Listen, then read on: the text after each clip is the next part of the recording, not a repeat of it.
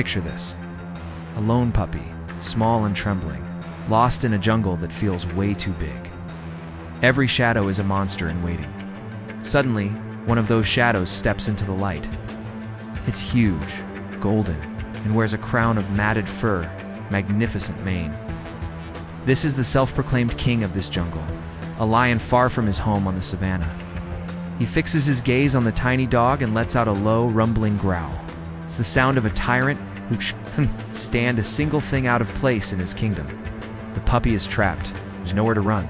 Now, we all know lions don't typically live in jungles. They're kings of the savannah. But in our story, this lion has set up shop here, and he makes the rules. Get his number one rule? No weakness. This is a mashup of legends, of course, not an official movie plot. In this world, the lion's authority is written in fang and claw. He doesn't see the puppy as a meal. He sees it as an insulted, tiny, whining flaw in his perfect savage kingdom. The other animals watch from the shadows, paralyzed with fear.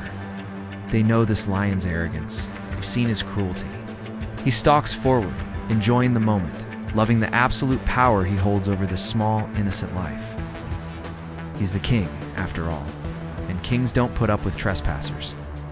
He lowers his head, ready to make his point, but then the ground starts to shake.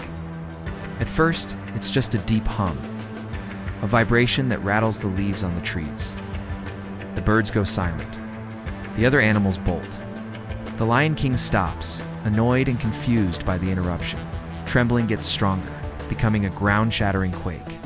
And then comes the roar, a sound that doesn't just echo through the jungle, it tears the sky apart. It's Kong. Bursting through the trees, making them look like twigs, he arrives. He isn't just a giant ape, he's a living legend, the true guardian of this place.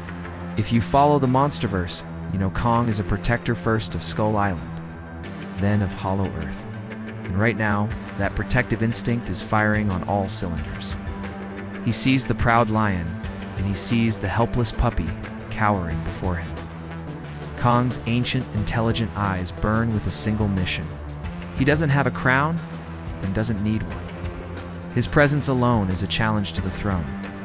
Blinded by his own ego, the Lion King doesn't back down. He's the king, right? He won't be challenged. He charges, a blur of golden muscle swiping at the Titan's legs. Kong barely flinches. He takes the hit like it's nothing, then swats the lion away like a buzzing fly. The so-called king goes tumbling through the undergrowth, stunned but not out of the fight. Gets up, shakes his mane, and starts circling his massive opponent. He's fast, and Kang is a big target. The lion lunges again and again, his claws leaving shallow scratches, his teeth snapping at nothing.